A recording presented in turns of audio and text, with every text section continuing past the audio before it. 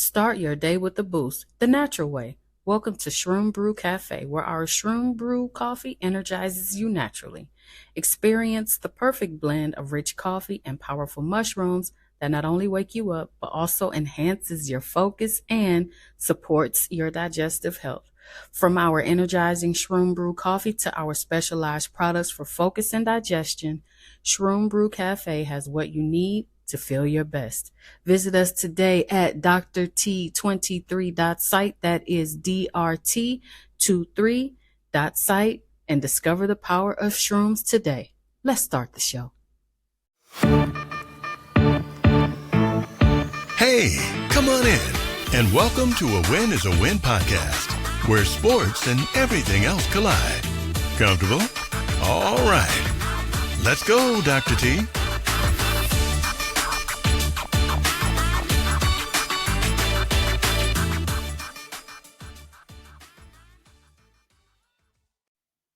Welcome back, y'all. Welcome back. Well, yes, you guys, welcome back. I am right back here as I promised I would be. And before we get into all of everything, don't forget to like, subscribe, and share this podcast. And don't forget to tell someone to tell somebody else to join. A win is a win. I appreciate every single listener. And hey, don't forget, smash the subscribe button. Go ahead and sub. I don't charge you for it. It don't cost you a thing. And while you're at it, don't forget to hit that notification bell so that you know when a new episode drops. And don't forget, we're over on Apple Podcasts, Spotify, iHeartRadio, or wherever you might listen to your podcast. Let's waste no time and get into week 9 scores. Now, before we do, I want to put a disclaimer, a preface. I'll say this, preface this episode by saying we are a couple of days late with releasing this episode, but as of right now, the American people are trying to decide who's going to be our next president. We want that to just simmer whichever way it's going to go, and release this episode once all of the rigmarole calms down. This is sports. This is not politics, and we do not want to get in the middle of that. We are going to stay the course. Week 9 scores. Now, look, overcoming 3 turnovers, the Vikings outlast the Colts 21-13. And the Colts are sticking by Flacco despite a little bit of his struggles. Now, Flacco was 16 of 27, 179 yards thrown, 1 interception. And then Darnold was 28 of 34, threw for 290 yards, 3 touchdowns, and 2 interceptions. Now, listen, the Vikings ran the ball way, way more efficiently than the Colts. Listen, 133 yards to 68 yards. If that tells you they didn't have that ball on the ground, I don't know what does. Listen, with the season of changes, the Rams made some changes at tight end, resulting in a big overtime win over the Seahawks, 26-20. And then you had Matthew Stafford, excuse me, he was 25 of 44, threw for 298 yards, 2 touchdowns, and an interception. And Smith was 21 of 34, threw for 363 yards, 3 touchdowns, and 3 interceptions. Listen, if you watch that game, Puka Nakua was ejected for throwing a punch after the interception. Come on now. I mean, the refs, this isn't little league, okay? That's a little league. In my opinion, that's a little league called by the refs. I mean, come on now. Stop it. It's a tough league. They play tough. No one got hurt. But, I guess the NFL detention police said, hey, go have a seat while the rest of this game is going on. Listen, excuse me. Still getting over this cold, y'all. What rain? Okay, what rain? Please, y'all, let me help y'all understand something. Y'all forgot that those Lions are from Detroit, right? Okay. Snow, rain, black ice. Yep, the Lions were unconcerned with the weather, beating the Packers 24-14. Now, you would assume with numbers like, now just check this out, some data. 411 to 261 outgained yards, 150 actually to be exact. More first downs, 20-17. More yards per play, 6.5 to 4.7. 136 more passing yards and only punted twice. You would have thought that the Packers would be the clear winner. Nope. The Lions ran away in the second half and they ain't looked back not one time. Here's a question though. Jump down in the chat. Um, are the Lions the best team in the NFL right now? Interesting. We shall see because they are playing like the lights are out and have been out, and they are not letting up. Doesn't look like it anytime soon. Listen, despite Barkley's 14-yard catch and that little back, I don't know what you call it. That was a back turnaround, jump, hurdle, or whatever he did. That was just insanity. Listen, when I watched that entire replay, I watched the game and I saw exactly what he did. Come on now. Oh hell no! I could not believe what he was running track. He jugged, he shook and moved, and then the next thing I know, he was up in the air jumping backwards. Crazy, crazy, crazy work. Now you would think that that would be indicative of a strong team. But listen, besides all of that, the Eagles almost blew a 22-point lead over the Jaguars. Yep. Y'all heard me, over the Jaguars. Now, they ended up winning 28-23. Lawrence was 16 of 31, threw for 169 yards with 2 interceptions. And Hurts was 18 of 24, threw for 230 yards and 2 touchdowns. And we're going to get into Sirianni's nonsense later because he did some things in that game that I completely did not understand his reasoning or rationale behind it. Mouth floored on some of his play calling decisions. Listen, are the Cards on the right track right now? Now they went to the air and bombed it. All right, completely bombed it. So they put it on the ground and they won 29-9 over the Bears.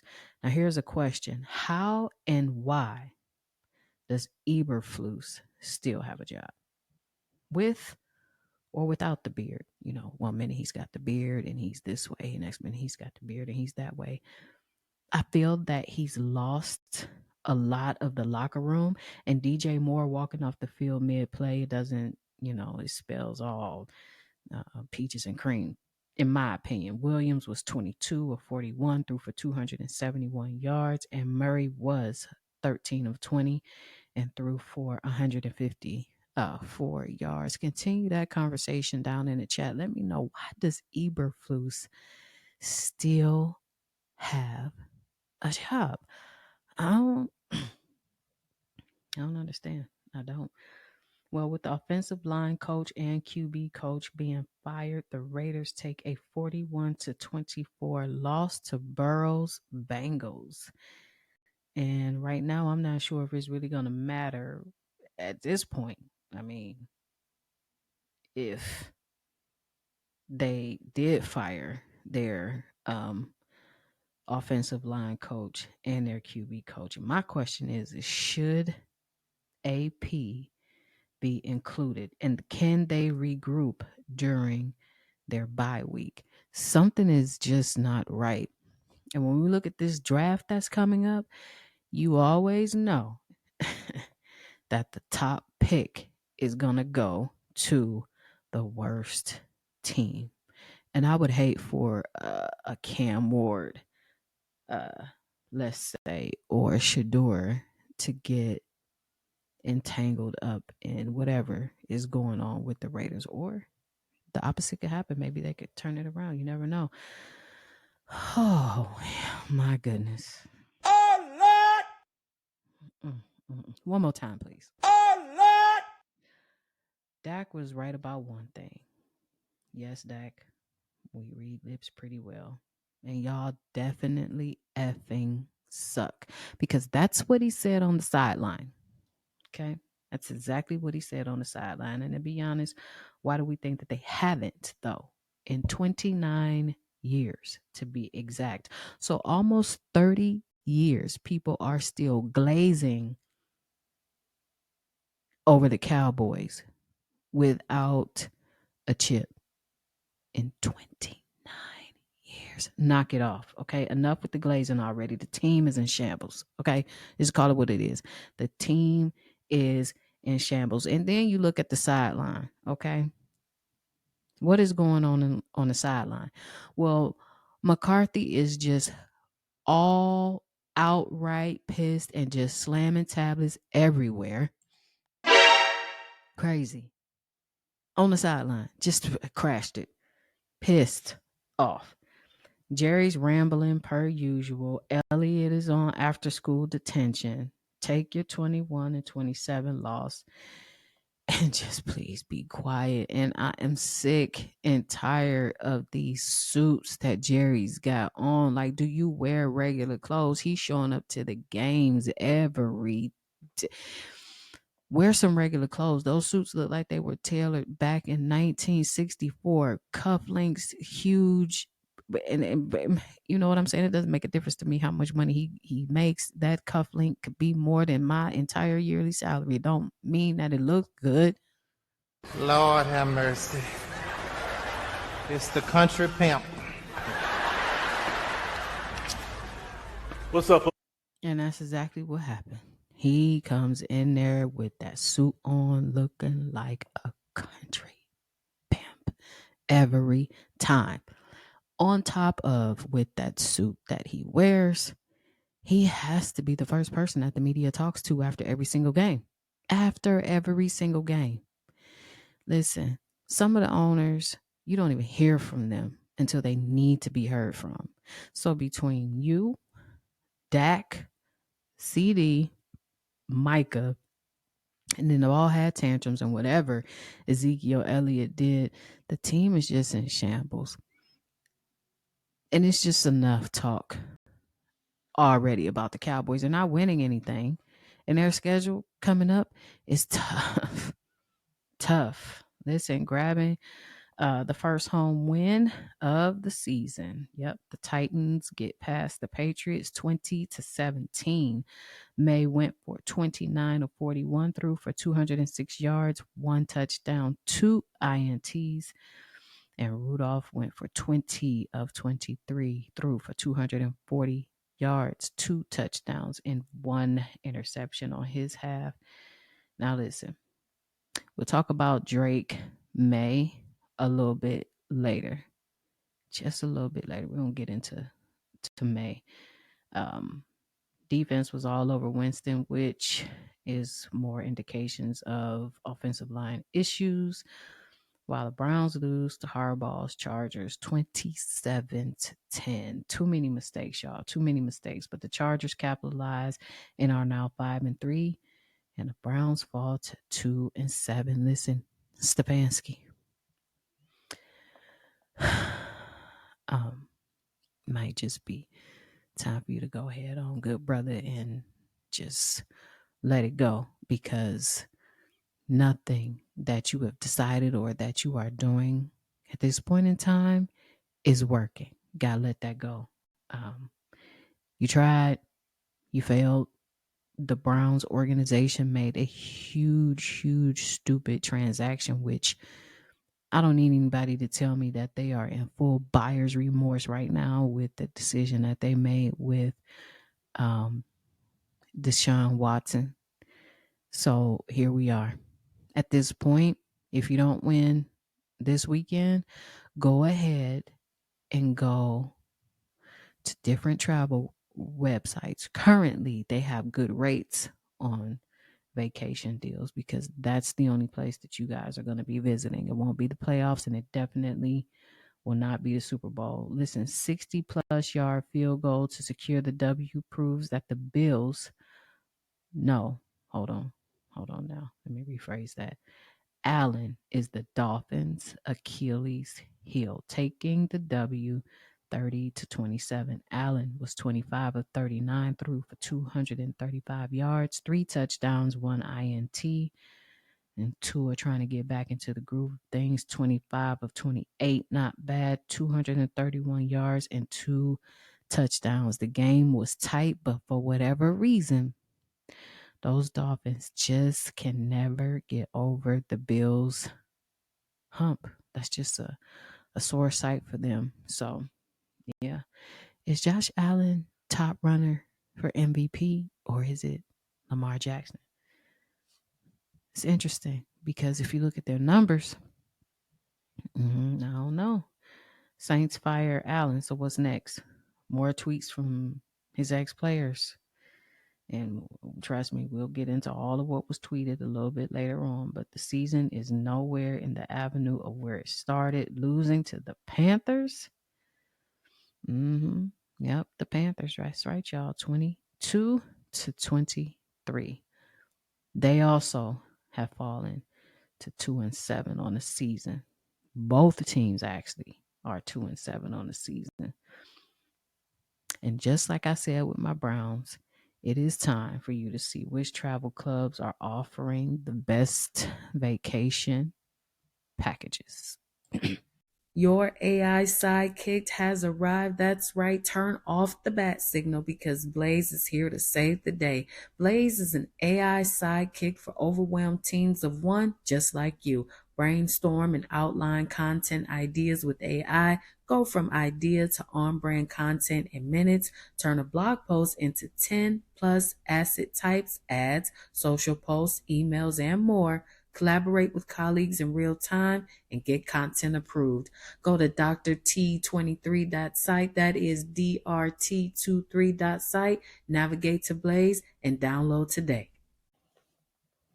All right, college football playoff rankings have dropped. And let's just dig into what we have as of right now because you know that is always subject to change. So, in first place, we have Oregon at 2, Ohio State. Third, Georgia at 4. We have Miami. At the 5th, we have Texas. At the 6th, Penn State. At the 7th, Tennessee. 8, Indiana. 9, BYU. 10, Notre Dame. 11, Alabama. And 12, Boise State. So here's my question. Who would you change? Or do you think this list is legit? I think Texas is all right. I don't like why is Alabama in there? I'm not entirely sure. In Notre Dame, I think it's the namesake, but though I would change those two definitely. But tell me in the comments, continue that conversation down there. Is this legit or who would you change? Speaking of rankings, let's talk about the Heisman and take a look at the race's top 8. And so we have Cam Ward, Travis Hunter, Dylan Gabriel, Ashton Genty, Jackson Dart, Curtis Rourke, Shador Sanders, and Jalen Milroe. And who do you have taking the Heisman home? I'm sticking with my original pick, which is Ashton Genty. I am going to stay the course on that. I do know probably a go to a QB. Or could go to Travis Hunter. You never know. But what I'm saying is give it to the people that are playing lights out. And right now, There should be no argument whatsoever about Genty at all. So these are the games to watch for the week. And I'm going to also give you my college bets along with those games. So at Big Noon, we have Purdue and the Ohio State Buckeyes. I'm taking Ohio State on the money line. Iowa State versus Kansas at 3:30. Taking Iowa on the money line. Colorado and Texas Tech at 4. Excuse me. I'll take Colorado on the money line there. And Nevada and Boise State at 8. I'll take Boise on the money line. Now, how can you break that down? Obviously, you could do single bets, single slips on each one of those. But the promos are usually not on single bets. Just keep that in mind. You can join us on DraftKings. Go to drT23.site, click join me on DraftKings. If you haven't already, you can make your first deposit. They'll match you up to $250. But be sure that when you look at the promos that you read it first, because here's what people get confused. Just because you place a bet, it doesn't mean that that promo aligns with the bet. Also, be sure you know how a parlay plays out, or just in general what a parlay means. So, for example, let's go here. If I took Ohio State and Iowa, that's a 2-leg parlay. That means that both plays within the parlay needs to win in order for me to get the cash. If one of the two cashes out, I don't get the parlay. You see what I mean? So if the money line was Ohio State and for some reason Purdue won, I don't get that money line. But if I put it as a uh, a single bet, and I just bet straight up that Ohio State would win, that's a single bet and they would have to win. Now, you can do certain things on there like round robins. You can go teasers plus or minus a few points. Just depends on what you are looking for. Also, you can do a 4-leg parlay, which it seems like DraftKings right now has a lot of promos around same game parlays, which means exactly what it says, same game. So don't put in a 2, 3, or 4-leg parlay and it's through multiple games. You have to put your bet within the same game. So here's another example. Let's say I bundled all of my picks. Boise, Boise, Colorado, Iowa, and Ohio State. That's a 4-leg parlay. Now, if they don't offer a round robin or a teaser, that parlay, all legs need to hit in order for me to win that. Now, let's say you do go for the round robin. Well, it's like playing the lottery. You could get any combination, 2 out of the 4, 3 out of the 4 need to hit. Then you have increased your odds of winning that particular parlay. So that's how, the betting works. I always tell people, until you get the hang of it, pick one that you can get really good at. One bet. If it's spread, bet it. If it is the over under, bet it. If it is the money line, bet it. Pick one, get really good at it, understand it, and then move on to the next. Those are my picks for college football this weekend. Listen, so Des Bryant has entered the chat about the state of the Dallas Cowgirls right now. And this is what he had to say. He has taken his opinions to X, Twitter, or, whatever it's called nowadays, on the team's potential future, for this season so far. And in a tweet posted on Tuesday afternoon, Bryant, the all-time leader in touchdowns and receptions, if you forgot, suggested that the Cowboys should pursue Cliff Kingsbury, who is currently the offensive coordinator of the NFC East, leading Washington Commanders as their first head coach. as their next head coach, is, alluding to they need to get rid of McCarthy after this year. If the Cowboys wants hope in the near future, go steal Cliff Kingsbury from Washington Commanders. Make Cliff the head coach. Period. Kingsbury is known for his innovative offensive schemes. Previously served as the head coach of the Cardinals from 2019 to 2022. While his tenure with the Cardinals, he was marked by inconsistency. He is widely regarded as a talented offensive mind with a knack for developing young quarterbacks, which has been the case with the Commanders' rookie Jaden Daniels, who is having an offensive rookie of the year like run so far. Furthermore, the veteran coach has also worked with the Cardinals quarterback Kyler Murray, who developed into a two-time Pro Bowler during his tenure as head coach, as well as Caleb Williams, who played under Kingsbury when he served as senior offensive analyst at USC in 2023. Well, let me stop for a minute. Boy, these people get busy as far as getting around. I mean, Cardinals 2019 to 22 worked with Caleb, worked with Kyler. Now he's in Washington working with Jaden. Talk about making a trip.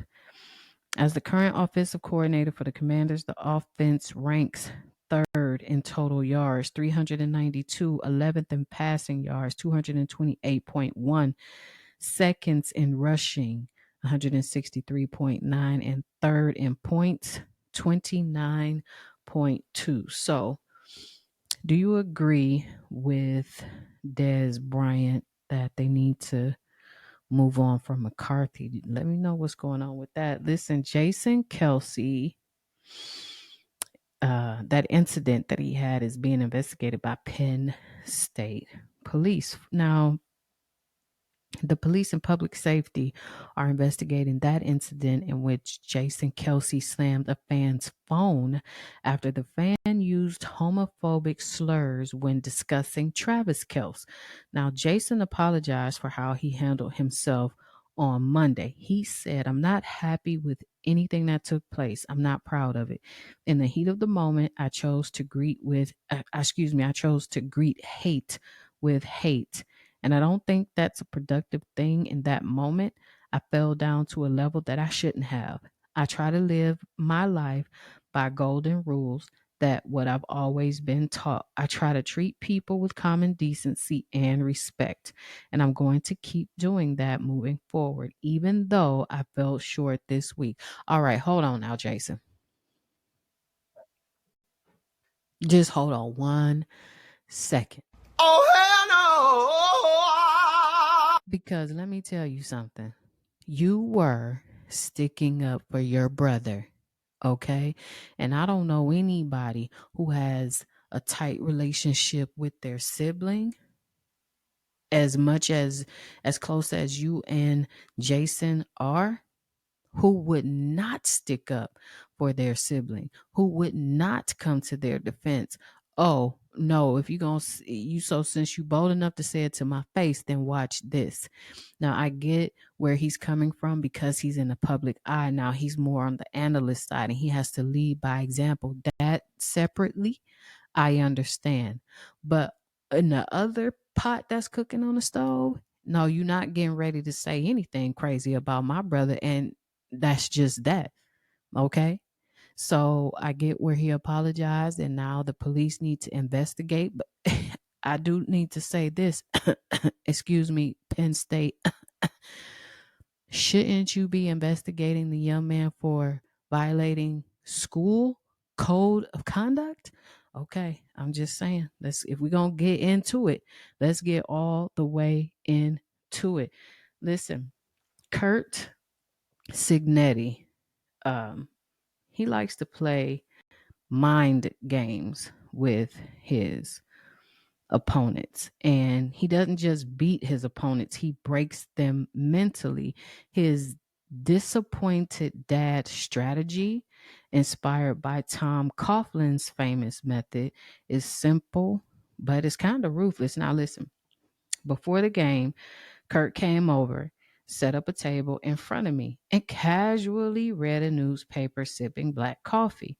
After about 11 minutes, he lowered the paper and asked, "Listen, sport, before we go any further, is there anything you'd like to tell me or your mother?" Now, MSU coach Jonathan Smith recalls this whole incident and was still baffled while he's telling this story. He said, "I laughed thinking he was joking, but he just looked over at me, his glasses tilted down, and said, 'All right, Jonathan, have it your way.' Then he calmly walked back to the sideline." Now, he said once he did that, he was noticeably and visibly rattled as to why this conversation was going the way that it was going. So as the game went on, it started to get to me. What was Kurt talking about? Had I forgotten something? The thought gnawed at me and I couldn't focus. I looked over at the sideline and he was just there reading his paper, looking dead at me. Now, he goes on to say after the first quarter, he texted me, "We need to talk. Mom found your treasures. Love, Dad." The message haunted him. Was he talking about the magazines I hid as a kid, the weed in my sock drawer? I felt the need to confess, and it completely threw off my game. Now, by the second quarter, Indiana had scored 21 unanswered points, and Smith's head was spinning. At halftime, nothing. No more text, no words, just silence. And like I'd disappointed him as a child deeply. Now he was simply coaching as if nothing happened. After the game, I went over ready to confess everything. When he saw my face, he hugged me and said, "Shh, it's all right, Johnny boy. I was 45 once too. I know how confusing that age can be. Just know I'm not mad. I'm just disappointed." And it seems as though this particular uh, methodology of him playing the disappointed dad, it lights a different type of fuel under his players. All I can say is hopefully Michigan offers him a blank check. Now, listen, T. Hig has a plethora of everything wrong. Like, wrong. It's like 47 different things wrong with T. Hig right now. Now, listen, he's dealing with a hamstring pull, quad injury, mild case of tennis elbow, hay fever, turf toe, bruised rib, shin splints, a slight case of swimmer's ear, lingering phantom itch, and a mild pumpkin seed allergy, and is inactive for the Bengals. I want to know, how do you have 47 different ailments listed on the IR report? Let's just say this. We're glad he's okay. But come on now, that list is crazy. Crazy. Like, what did you eat that's got you with a pumpkin seed allergy, sir? What did you eat? I want to know. How did you get swimmer's ear in the middle of the season? I mean, are you swimming? Okay. Okay, all right. And then if you are, fine. But all of these just come down on you at one time? Huh. Tough. And then Burrow is trying to do more with less. I don't know. Listen, Zamir White, could this be Zeus's big moment right now? With all the Raiders firing, could it benefit this struggling star at uh for the Raiders? Now, if you know, the Raiders have not been able to run the ball effectively this season at all. And after firing key offensive coaches, I'm wondering if this is the moment of truth for Zeus. And um,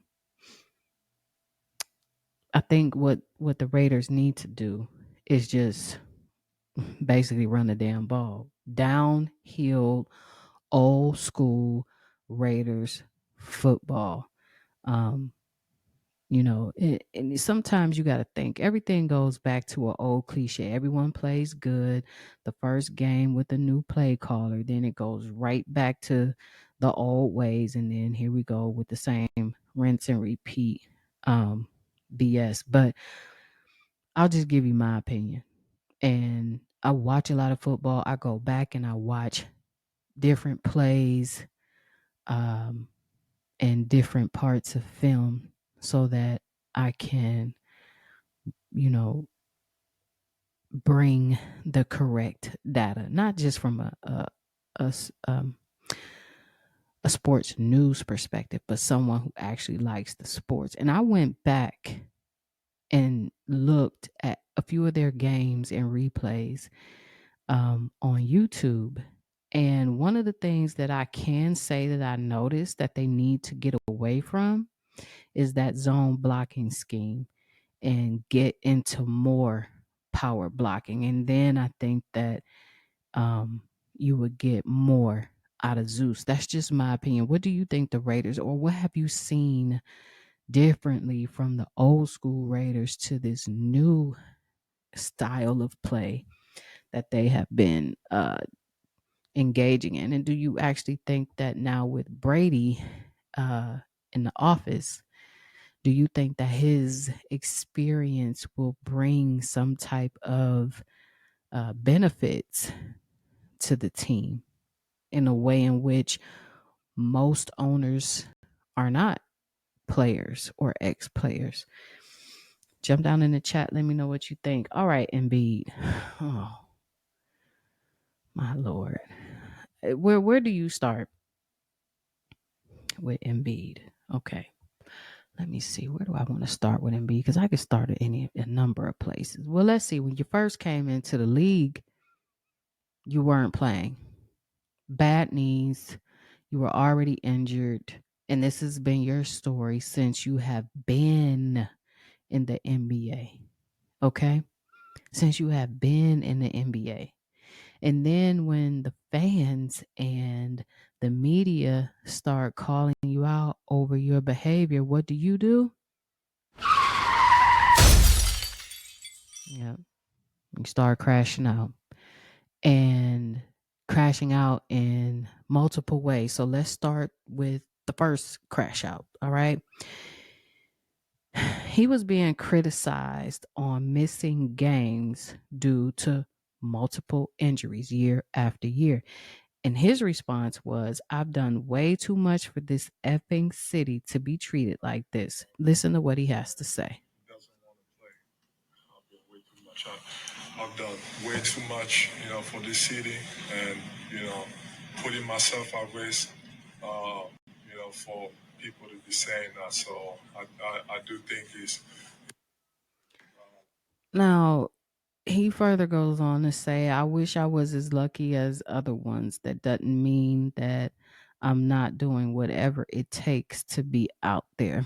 Don't, I mean, and I can kind of guess what he means there, but here's the thing. What have you done?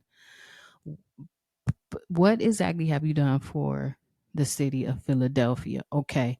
So I don't live there and I don't know. So if you are listening to this episode and you are from Philly or you are a Phillies fan and you know exactly what he's alluding to, please tell me, because as of right now, not me nor any other sports news or podcaster knows what he's alluding to. Let's say, you've opened up a community center. Maybe you've donated some money to a few causes, or you have built schools or what have you. That has zero to do with the job that you are employed to do, to which the fans are coming to pay and see. Fans pay good money to come and see. And if they didn't pay for tickets and weren't filling arenas, your salary would not be what it is. Okay. And that would be true for any player. You got to bring in revenue from those TV deals. You got to put butts in the seats. But who are they coming to see? Because as of currently, you have been your own problem. You're always hurt. While you were rehabbing, you're lying on the bed while you're rehabbing, eating McDonald's. Eat what you like, okay? But at some point, there has to be some type of accountability for the actions that you are choosing, okay? And what the fans are saying is that they haven't gotten anything from one of their top players. Nothing. Bad feet, bad ankles, bad knees, bad back. And I get it. You are a different type of build of a player. But so was Shaq. Okay. So furthermore, he goes off on a reporter for bringing up his brother who is now deceased and his son. Now, following the incident where the reporter Embiid shoved the reporter for bringing up his family in an article, he now faces a 3-game suspension. This is the article that got him mad. Joel Embiid consistently points to the birth of his son Arthur as the major inflection point in his basketball career. He often says that he wants to be great to leave a legacy for the boy named after his little brother, who tragically died in an automobile accident when Embiid was in his first year as a 76er. Well, in order to be great at your job, you first have to show up for work. Embiid has been great at just the opposite. Now, in the 11th season, he consistently has been in poor condition, poor health. Poor conditioning apparently seems to have delayed his debut this season. Embiid won't play in Wednesday's opener or for the next 2 games. Now, this music that you hear in the background is Embiid basically in an arena. Somebody made a meme. And every time he gets hurt, you have the opposing team cheering. That's not a good thing, okay? But the meme was attached to the article to kind of give it some more further context. And here's what I would like to say about it. 2 things can be true at the same time. And what I mean is, you can critique me all you like. I get it. If I'm playing poorly, my stats are down, my numbers aren't what they were this time last year, etc., etc., etc. Okay? You can critique me to the heavens, and guess what? As a player, that is a part of your job to do so, especially as an analyst. And I need to be able to accept that as your job, as long as it's done in a professional, respectful manner. Okay, because no, you cannot sit in my face and say you suck and you do that. Now, it's a certain way in which you could deliver a message without being disrespectful. Now, the other thing that can be true as well, don't mention my family. We know that his brother is a sore spot for him and his son because he named it him after his brother. So there wasn't a reason for the first part of that article other than you were trying to poke the bear. And we all know how he acts when it comes to his brother. Now, should he have reacted in a way in which he did? Well, that's subjective. You can't tell a person how to feel in the moment. But at the same time, you're already out because of injury. You are already out because of poor conditioning. And so now you get yourself suspended for 3 additional games. There was another way in which you could have gone about that. That should have been taken offline, contacted that person, or contacted that news article outlet to say, okay, now wait a minute. Some things are just simply off limits. Some things we are just not gonna do. And you cannot sit up here and talk about my family when they have nothing to do with your job as critiquing me as a player. So I do, I do get that. I do understand his reasoning. And like I said, the meme that you heard in the background of the people cheering, that was to create further context that was attached to the article to say, listen, we already know he's going to be hurt. We already know that he is not going to be a threat. So other teams are cheering. And that too within itself is just goes back to what I said about Deshaun Watson. It's bad when you're hurt. It's even worse when people are cheering because you are hurt. So then there's that aspect of it as well. And both things are um both things are not okay in that situation. Uh like I said, sometimes you got to think about things before you go and react, but at the same time I'm reacting because you crossed the line. And that's where some of the media and sports writers need to actually learn when enough is enough and just stick to the facts. So uh Booker um says that he didn't have a normal childhood and he sacrificed that to be an elite player and says he would do it all over again. Let's take a listen to what he has to say about his childhood here.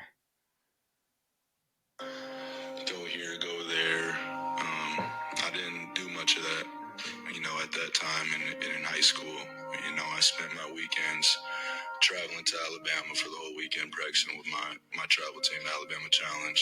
Um, and then during like school days, I would be up before school training and then right after school training. And after that, it was time to go home and go to sleep. So just a lot of sacrifices of being a kid, but in pursuit to get everything I wanted. And, if I could do it again a million times over, I would do it on the weekend. And he says that whatever the other kids were doing, he didn't engage in it. He didn't participate because his goals were set higher on being better at basketball. And I hear him, but this seems to be the normal life of a high school athlete, middle school athlete, and you're talking to someone who had to sacrifice those things as well. I mean, it wasn't easy not being able to go and participate in some of the activities that the other kids were doing, but it got me to a place where I was a great basketball player. So I do understand on one hand what he means. You do have to sacrifice a lot. And, some people would change it all over again, depending on their personal feelings. However, it kind of still is in line with what every other, athlete has to go through if they are pushing themselves to be great. So here's another question. Did that mindset put Booker into the elite? Listen to me now. The elite basketball player conversation. Jump down in the chat. Let me know exactly what you think about that. And listen, Jason Tatum said that initially he wanted to go to Phoenix and play with Book. Let's see what he has to say. Did you think he was going number one? Mm-mm. You didn't think so? Who went number one yesterday? Markel. Yeah. And then two was Lonzo. I wanted to go to Phoenix. Phoenix had the fourth pick. Harold Watson was the coach. I went out there. I was looking at houses. The weather was nice. Damn. They had a young team. I was like, man, I'm going to go get the play. Facts. And then I remember Coach K was like, yo, Boston want to have you for a second workout. You should go. And I'm like, Coach, like, they just came off the Eastern Conference Finals. Mm-hmm. They got a veteran team. Like, I'm probably not going to play. I don't want to go. Yeah. And he was raving about Brad Stevens. He was like, Brad's one of the best coaches in the league. Like, just go for another workout. And I remember I went up to Boston like 3 days before the draft. I had another workout. And I didn't know where I was getting drafted until they called my name. Yeah. Did you think he was going? So, he says that he wanted to go to Phoenix and he wanted to, uh, join the team. So what would that have looked like, right? Chris Paul. Now we have to go back in time. Okay, so we will be looking at Chris Paul, D Book. Hold on, let me write this down. Okay, yep. So Chris Paul, D Book, JT, KD, and DeAndre Ayton. I think that Ayton, they would have moved off of Ayton, which I don't think they should have. I'll leave that alone. But Book and Tatum definitely would be tough. That would be tough right there. But, he since then has gone to Boston. Seems to be a good fit for him. He seems to like it, but I think it might not have would have fared out too bad if he would have come to Phoenix. Listen, Jerry Jones, huh? My lord, him and Jerry Jones. Every other minute that this man can get in front of a microphone, whether it is after a game, on his own radio show, on somebody's podcast, on the news channel. I mean, at this point, Jerry needs to just go ahead and be the coach as well, because you're already doing everything. You're the media person. Let me see, the graphic designer. Excuse me. And you are the PR person. Jerry, he cooks the food at the stadium. Let's see, he's the GM. Okay, makes bad trade deadline trades and decisions that no one could even understand. You might as the only thing that's left is the coaching position. And then you probably could be the offensive coordinator, the defensive coordinator, the QB coach, the special teams coach. Like, just go ahead and do it, Jerry, because he's like, let me see if I could put this in the right perspective. He's like that fantasy manager in fantasy football in your league that you can rob, so you can make him offers every season and he always bites. That's how I look at Jerry. He just needs to stop. Okay? Stop. The Cowboys were who they were once upon a time. Your players are in an uproar. They're tired of being made to feel like zoo animals because you are allowing tours, paid tours through the facility, and more money on top of that if you want to actually see a player, and more money on top of that to talk to a player, and more money on that to take a picture, and more money on that. It's like they're your workhorses and not a team. And I could say something else, but I'm going to leave it just as that. You're not helping the Cowboys. You're not helping your brand. No one wants to hear why you made the trade that you did. No one wants to hear that you think that McCarthy is doing a good job. You like his football mind. Stop it. Okay? Whatever excuse that you want to pull out of your ass this week to justify whatever those Dallas Cowboys are not doing, we're tired of hearing it. Okay? Just like we are sick and tired of looking at those suits that you wear. Lord have mercy. It's the country pimp. Sick and tired of it. Sick and tired of Jerry just and clearly your kids either think you're fine or they have just given up on trying to talk to you, I guess, if that's the case. New Orleans Saints have fired head coach Dennis Allen. You can't be a fly on the wall and didn't see that coming. Special teams coordinator Darren Rizzi will be the interim head coach. Now listen, his final record with the Saints was 18-25. I mean, those are and were some big shoes to fill after Sean Payton. And where I don't think he did bad, I think it was just biting off more than you can chew. The Las Vegas Raiders have benched Gardner Minshew and put in former Falcons quarterback Desmond Ritter. I mean, I think they need Aiden O'Connell, if you ask me. Even though Ritter immediately did better, I still don't think that particular move is the answer. I mean, if you just look at them like you look at the Browns, like you look at the Titans, like you look at the Jags, like you look at the Saints, season could and you know, I never like to jinx anything, but sometimes numbers are telling. They are very telling. And I do think that sometimes you got to call it what it is. The season just pretty much about over.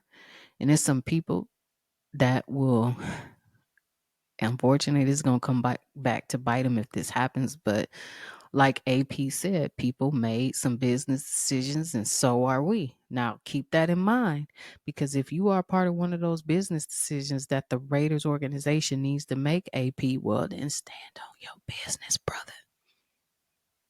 Can't take it back, because something is wrong there, big time. And the organization is just, like that bowl of cereal that you get, and you put it together and the milk is fresh and it's nice and crunchy, and you go answer the phone real quick and come back and it's just a bowl of mess, and now it's soggy and stupid and you don't even want it. That's what they got over there. Okay. So with that last minute trade deadline, they being the Cowboys, went out and got Jonathan Mingo, who will wear number 81. You know, I don't know the thought process. People at the trade deadline get what they are missing. Okay. I don't know how well this is gonna fit. I don't know how good his numbers are and can be, but I'll just say this.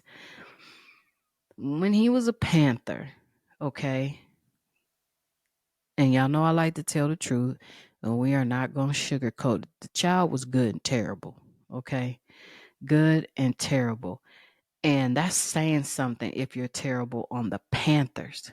Can't get open. And at times, if he did get open, he just dropped the ball. That's as nice as I can put it. So,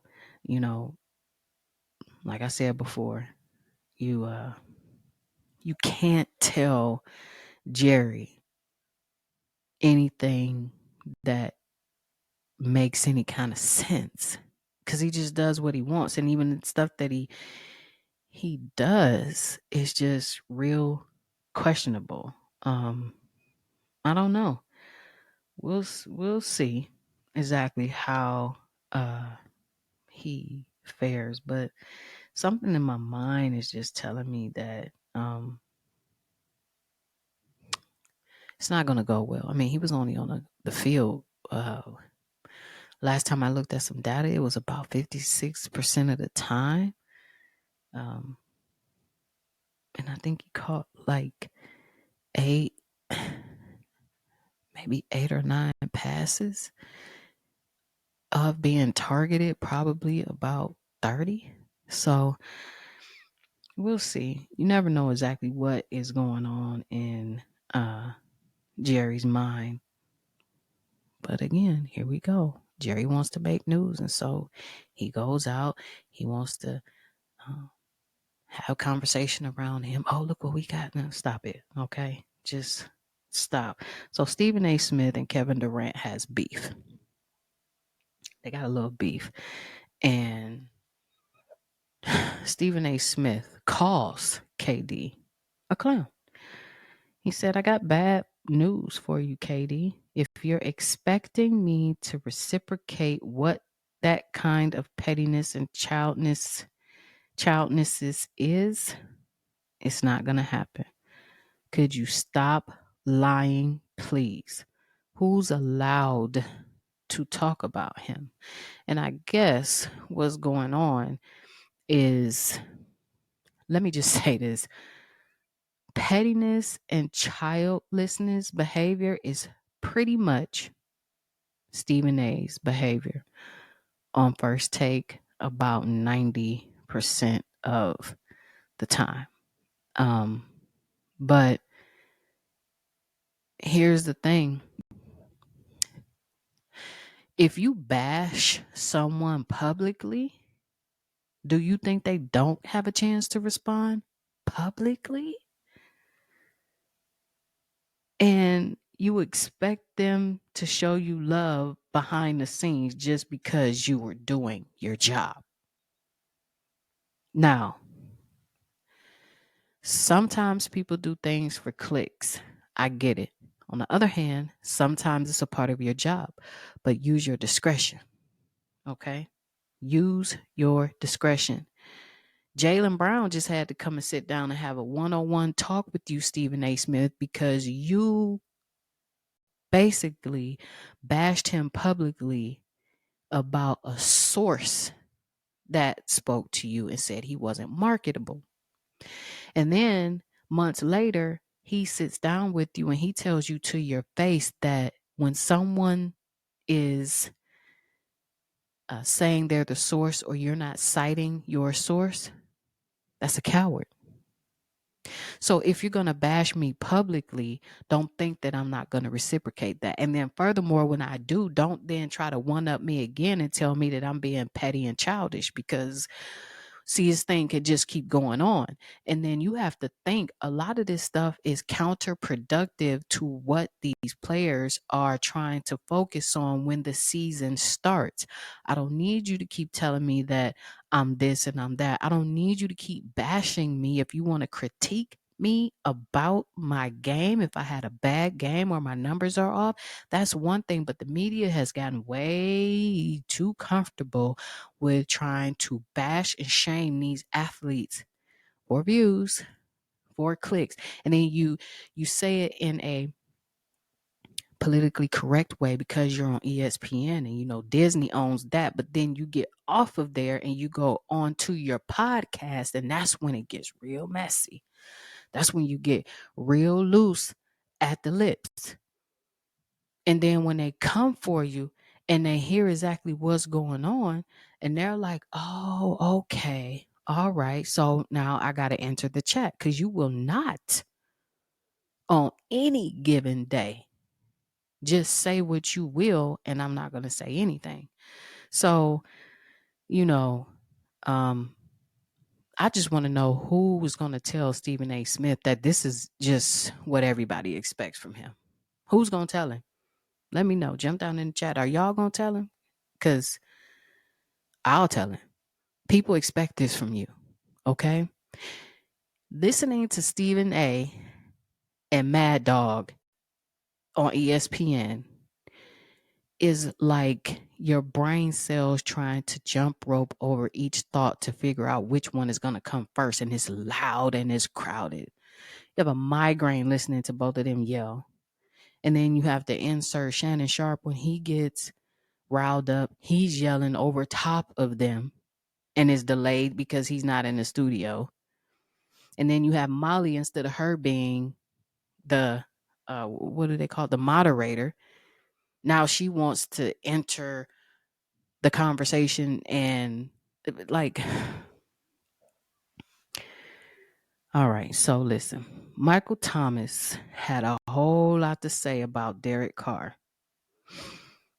I pretty much think he hates him. Now, let's go through his I don't know if you call them tweets or whatever, but it was on X.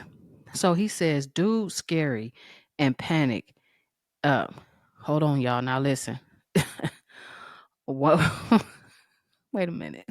I gotta read what he wrote. Now y'all have to excuse me because some of this is just not gonna sound right, but just dig through what you think he means, okay? Dude scary and panic and just throw the ball. Get him the F out of here. He's so ass. Derek Carr for you. I been told y'all. Shit sad. They fire all them coaches trying to cover his flaws up. He's still gonna be doing the same shit. Dude tried to lie and say I was jealous of them making Chris wide receiver one. Whole time he can't even get him a decent ball. He need his ass whooped. That year his buddy went first team all pro in 2022, he needed 180 targets just to catch 100 passes. He is ass on my granny. Now look, okay, uh, Mr. Thomas, I think you're a little bit salty, uh, and it's clear through your rant. All right. Um, Second of all, reading your tweets, I need that Ohio State education that you received to come through. Okay, because it's very hard to read what you're saying. Okay. And are you jealous? Really? Because you said you're not. But every chance that you get, you're talking about it. And you're sitting on your couch at this point, saying all of this about things that happened in the past, not currently. And even if those coaches were let go, okay, what does any of this have to do with you? Now, okay, Carr responded and um, he said the dude never liked me. He never liked me. All right. Why is this a subject right now? Okay. He's hurt. So why is this even being brought up? What is going on while you're at home watching football like the rest of us? Um, you need to just calm down, stay healthy, stay off X, stop having these rants, and just chill, good brother. Just chill and just watch football like we're all doing. That's all you got to do. These random tweets with people's brains scrambling, trying to comprehend what you're saying, it's not even unproductive. It's just stupid at this point. It's stupid. Go find something else to do. There are probably different organizations within the city that could use the expertise that you have maybe to help develop younger players like Pop Warner, perhaps Pee Wee or middle school or high school or something, because the National Football League is not where you're employed any longer. Okay? It's not. Need you to understand that. Um, the LA Dodgers won the World Series and they won something else. Okay?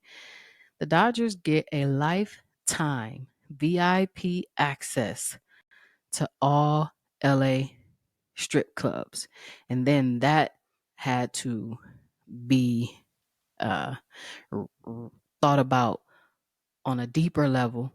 And then two strip clubs said, you all have free lifelong VIP access to strip clubs. Now, come on now. I'm pretty sure like the bat boys and the ball washers are like, does that include us? Do we get in there and get to see the things that are in the strip club as well while we're chilling with the players and 90% of them are married. Um, Josh Reynolds don't need to be anywhere near a strip club, if you ask me. And I'm pretty sure that James Harden uh, probably now all of a sudden wants to switch sports. Let me stop clowning. But my point is there like nothing else that could have been offered? California is big, but come on now. I just feel like there's something that could have been offered that's more productive, because that kind of stuff you can go and see on your own time and you have more than enough money to go in there to do it. But a lifetime, come on now. Stop. Stop. You know, some stuff um just as Mox Knicks. These guys are multimillionaires, and do you think that when they show up to the strip club that they have to pay the $20 entry fee anyway? Come on now, stop playing. Stop playing in our face. Look, Magic Johnson said, you better ask somebody, know who I am before you start talking about me. Magic Johnson now has 15 rings. Yep. Let's break this down. The NBA, he has 10 as a player owner. In the NC2A, he has 1 as a player. In the MLB, he has 2 as an owner. The WNBA, he has 1 as an owner. And for the MLS, he also has 1 as an owner. Now, he said, go play with somebody else. Stop playing in my face. Don't act like I'm not him. Don't act like that when I stopped playing basketball in the NBA, I just went and sat down and wasted all my money and now I'm somewhere broke. No, I've been investing. I've been buying teams on the low. And please, if the Commanders make a run and they get a chip, oh, now he's 16 deep. But that's a sentiment of how you should invest your money. He is a black man who is part owner of multiple teams. And that's how he is spending his money. Along with, I don't know if y'all remember back in the day, he had the Magic Johnson movie theaters. Now that was a little hood activity going on. I remember going to the Magic Johnson movie theater in Cleveland in a certain suburb, and it was like going to the block. I get what he was trying to do. Some things work, some things don't. But for 90% of what he's invested in, his return, not even just in money, but in rings, immaculate. And he said, stop playing in my face. I don't know what y'all thought, but please, when y'all talk to me nice. That's pretty much what he says. Talk to me nice. And looking back on all his championships, now you remember he got the one in 79 and then 80, what was it with the Lakers? So you had 80, they won in 80, 82, 85. Yep, 85. They didn't do it in 86, 87, and 88. And then he was the owner when they hit that 5-time championship run from 2000 to 2002, and then again in 2009 to 2010. And then, of course, as an owner with the Sparks, he got one there in 2016, and then twice with the Dodgers, and that was 2020 and this year. And then, of course, if you didn't know, he also is part owner of an MLS team, and he took the MLS Cup champion as an owner in 2022. So, uh,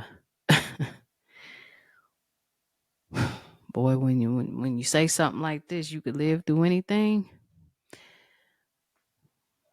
including HIV. Magic made it.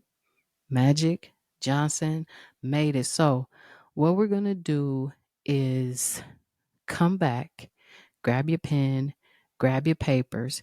It's time to make some coins this week and get into this week's best bets. So we're going to come right back. Are you tired of overpriced groceries and limited options at the supermarket? Because I know I am. Well, try Misfit Marketplace, where every box is packed with delicious organic produce at up to 40% off retail prices. That's right. You get your fresh fruits to colorful veggies.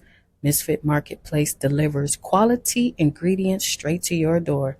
Visit misfitmarket.com and use code POD20, that is POD20, to get 20% off your first order, and tell them that Dr. T sent you. Eat well, save money, and join the Misfit movement today.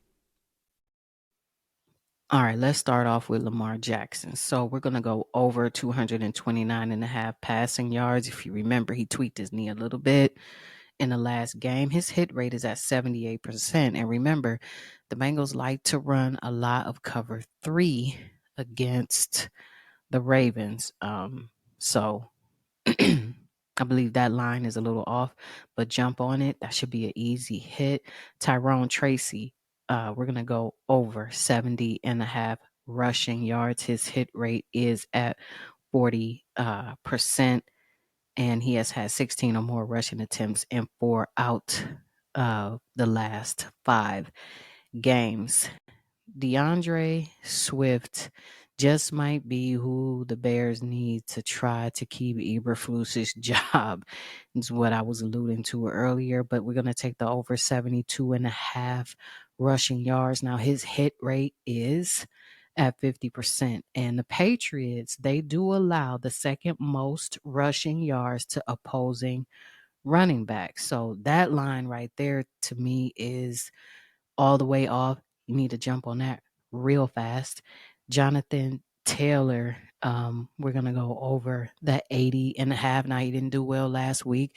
He didn't hit his target, but I think he's coming back refreshed. His hit rate is at 67%, and he's averaging 83.7 yards per game so far this season. And his 4.3 yards per carry is 16th in the NFL, but he's, excuse me, only played 6 games.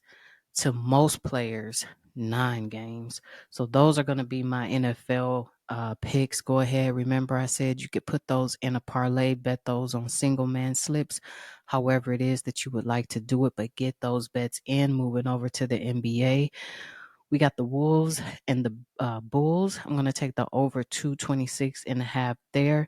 The Bucks and the Jazz. I'm going to take the Bucks on the money line. And for the Trailblazers and the Spurs, we're going to take the over 217 and a half. Listen, my hit rate for my bets so far, 75% last week. Dropped off 2 in hockey. All right, cool. But all of my NFL and all of my NBA picks paid off. All right.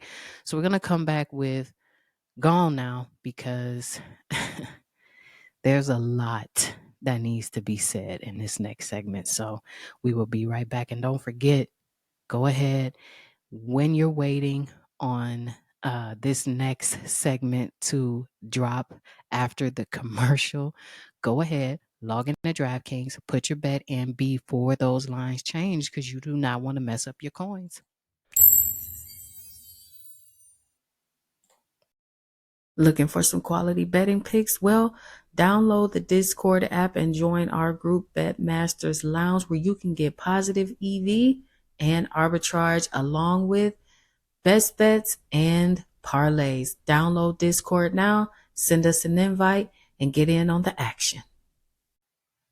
All right, it's time for Gone Now because let me tell you, this story has caused a lot of mixed emotions from different people who follow the case or different people who are considered to be friends of this young man.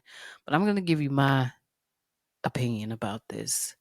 And I just find it to be lack of accountability in many different areas. And what am I talking about? Well, I'm talking about young thugs released from prison.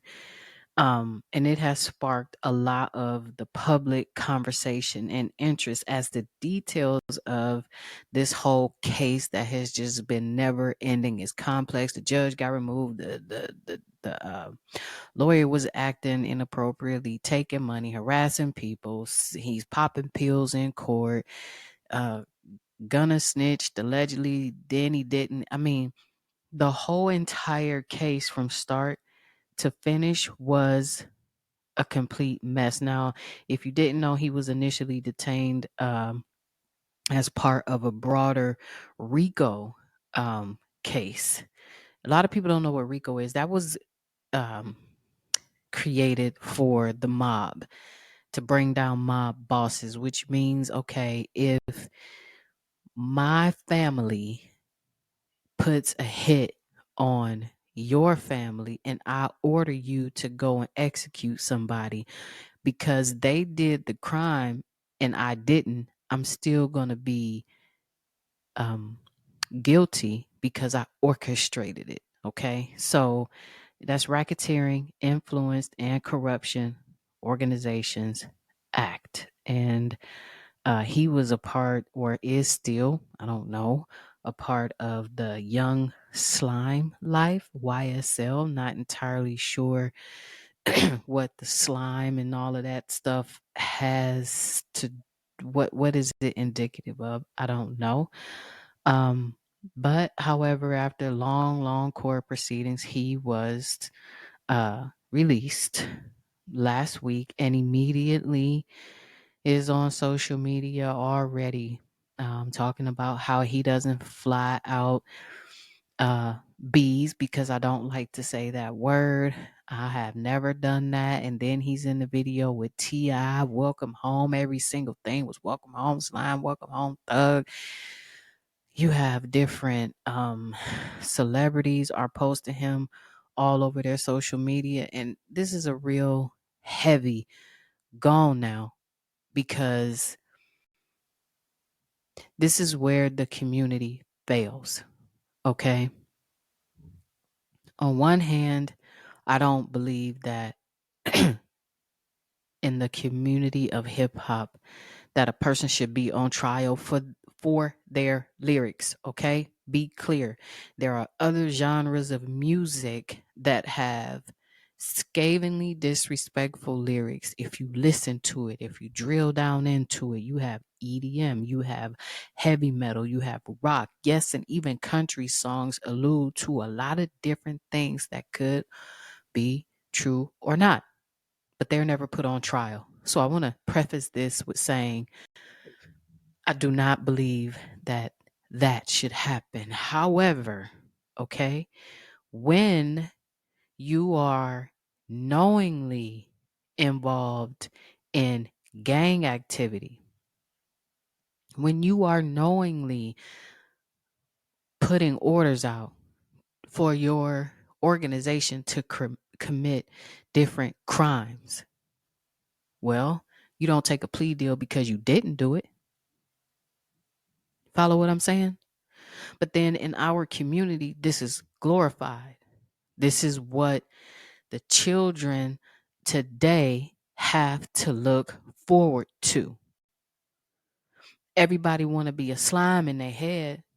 Everybody wants to be a thug. Everybody wants to be a gangster. Everybody wants to own a gun.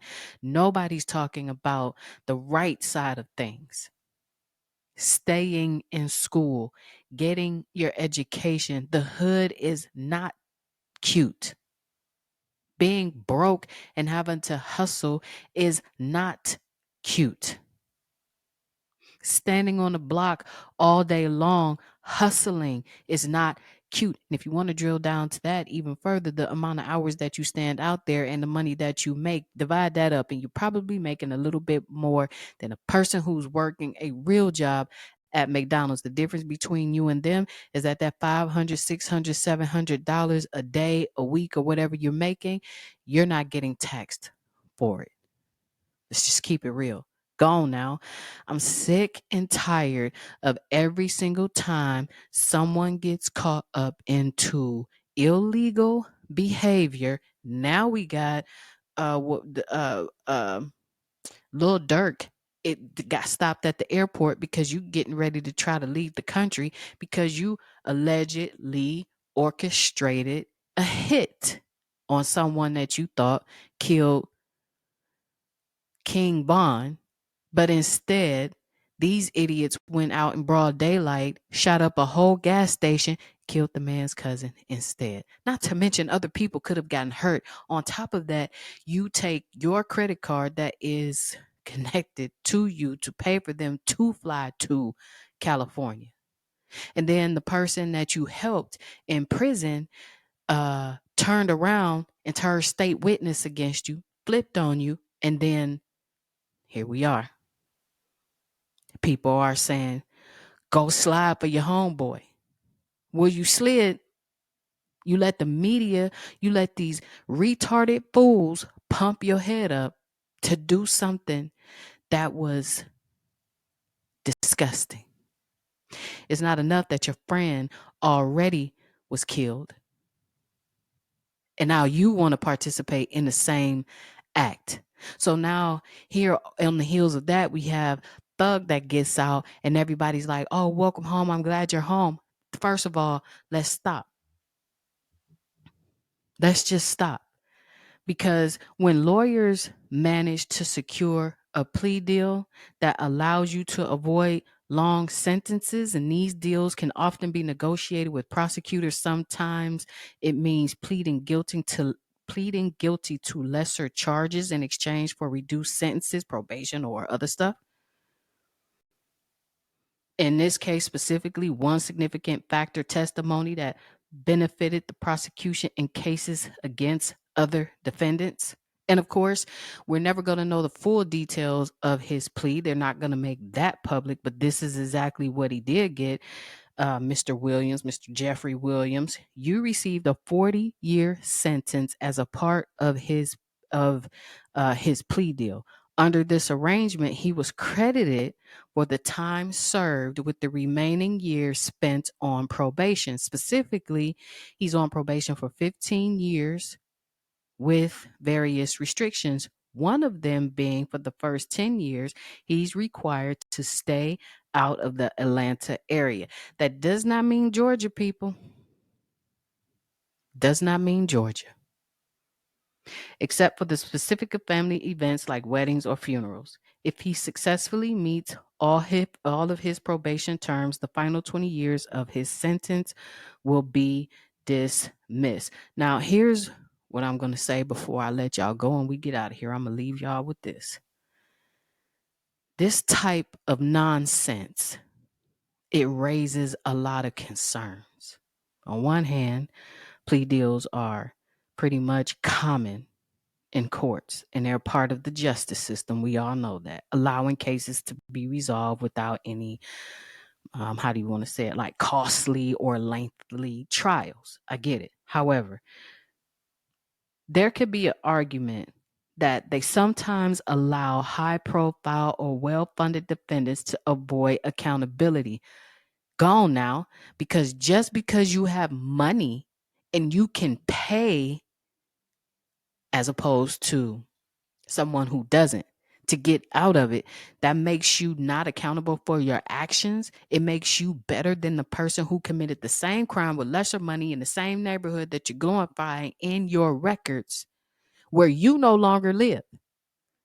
You don't live in those areas anymore, but you're glorifying the behavior. You're going back to those areas, and then you're putting in these kids' heads, this is how you should act in this area that I no longer live in. It's creating a perception of unequal justice. When figures in high-profile cases seem to receive leniency, it can send mixed messages about the severity of gang-related activities and violent crimes, particularly in communities where they have issues, but they have a real impact. Let me break that down. The community is already broken. You go through every single hood, and at every corner, Or deep in the neighborhood, there's a liquor store. As soon as these kids exit school, they have to walk through dope things. They got to walk through people high off fentanyl. They got to walk through the drug dealers selling this shit in front of their schools.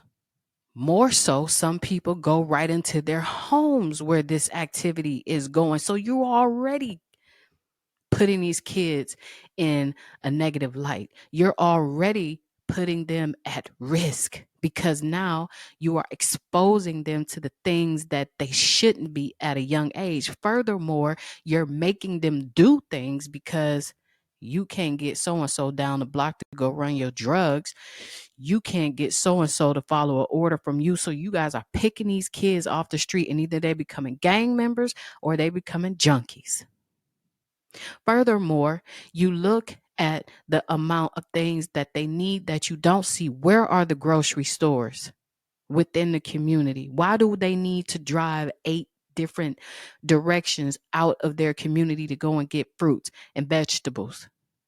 Where are the community centers? But what you are glorifying is what's broken. And the impact that you are having in that community is negative. We don't care about the turkeys that you are passing out, gone now. We don't care about the toys that you are passing out, gone now. We don't care about the school clothes that you are passing out, gone now.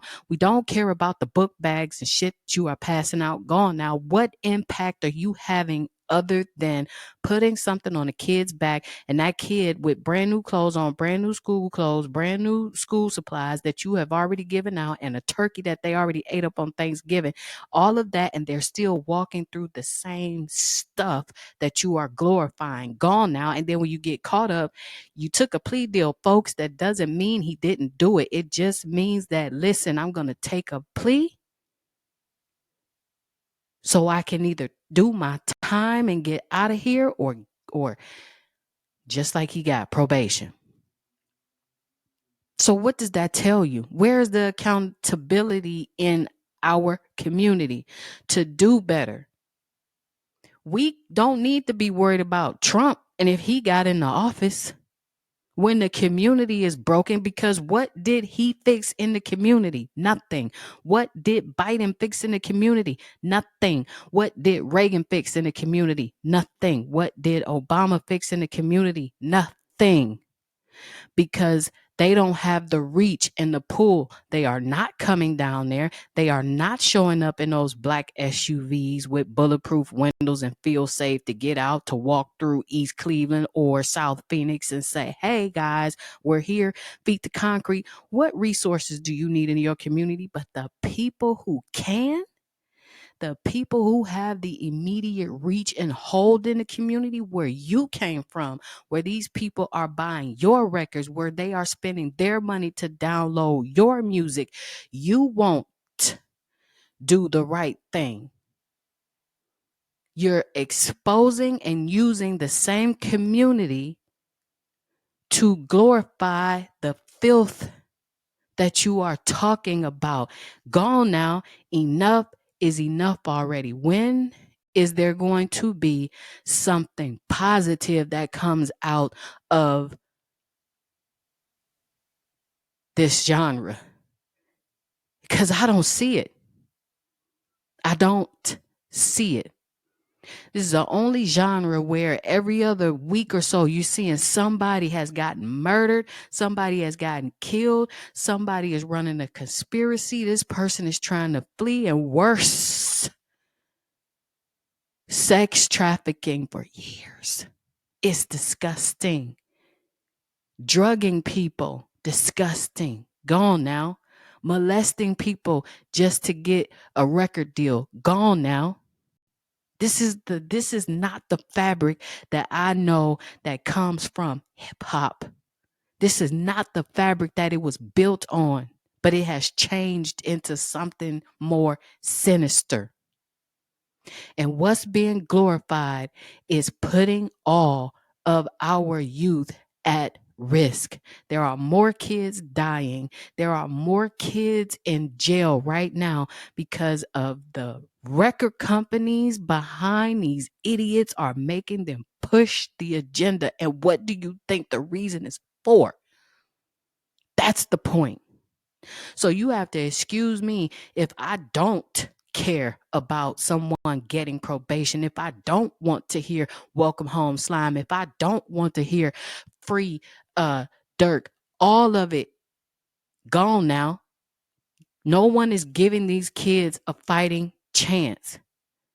You have people like myself who are out here trying to make a difference with these kids through sports, through education, through nutrition. I have a nonprofit for youth. We talk about anti-bullying, nutrition, physical fitness, how to stay healthy in your mental state, in your mind, skincare, things that these kids can have that will sustain their quality of life. That shit that y'all are glorifying ain't it. And I, at this point, am sick of it.